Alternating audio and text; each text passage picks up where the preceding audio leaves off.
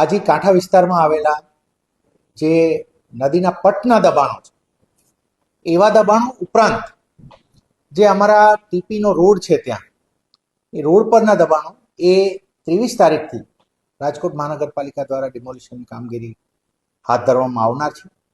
તેની માટે આજથી જ અમારી ટીમો ત્યાં નાગરિકોને વ્યવસ્થિત સમજાવી અને એમના દબાણો હટાવે એ પણ પ્રક્રિયા શરૂ થઈ ગઈ છે. આપને જણાવીએ કે એની માટે જે અન્ય ખાતાઓ સાથે જે અમારે ટાઈપ સરકારના વિભાગો સાથે કરવું પડે, જેમ કે પીજીવીસીએલ છે, તો પીજીવીસીએલથી એમના લાઇટનું આખું ઇન્ફ્રાસ્ટ્રક્ચર હટાવવાનું થાય, તો એ પણ અમારા તરફથી ટાઈપ થઈ ગયું છે. અન્ય અમારા મશીનરી પણ એ રીતે અમે મોબિલાઇઝ કરવાનું શરૂ કરી દીધું છે. આખી કામગીરીને 7 અલગ અલગ ઝોનમાં વહેંચવામાં આવી છે અને 7 ઉપર ક્લાસ 1 કક્ષાના અધિકારીઓ ઝોન વાઇઝ એમાં મોનિટર કરશે અને એમની પણ વ્યવસ્થાઓ થશે અને એક કંટ્રોલ રૂમ પણ બાજુમાં રહેશે.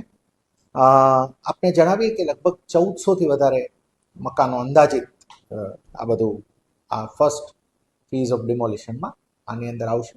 અમારો ધ્યેય છે કે જે ટાઉન પ્લાનિંગનો અમારો સ્કીમનો રોડ છે, ટીપી સ્કીમનો રોડ, એ ખુલ્લો થાય એટલે જંગલેશ્વર માટેનું એક મોટું રોડ નેટવર્કની અંદર એ કનેક્શન આવે, તો એ વિસ્તારમાં ઘણું અમારું જે પ્લાન્ડ રોડ નેટવર્ક હતું એ પણ ખુલે અને એટ ધ સેમ ટાઈમ જે પટ્ટમાં થયેલા દબાણો છે કે જેના કારણે આપ જાણો છો કે 2-3 વર્ષ પહેલાંના ચોમાસા સમયે પણ પાણી ભરાઈ જવાથી અમારા ત્યાં લોકોને જે રેસ્ક્યુ કરવા ઓફિસર્સ ગયા હતા એમને પણ રેસ્ક્યુ કરવા પડે એ પ્રકારની સ્થિતિ થવા પામી હતી. એટલે પટના વિસ્તારોમાં કોઈ ભવિષ્યમાં પણ પૂરના એના પ્રશ્નો ના થાય તેની માટે પણ એક બહુ પ્રિવેન્ટિવલી જોઈને ડિમોલિશન થઈ રહ્યું છે. અગાઉથી નોટિસ આપવામાં હતી, ક્યારે રજૂઆત હતી પછી એ લોકોનું શું રજૂઆત છે?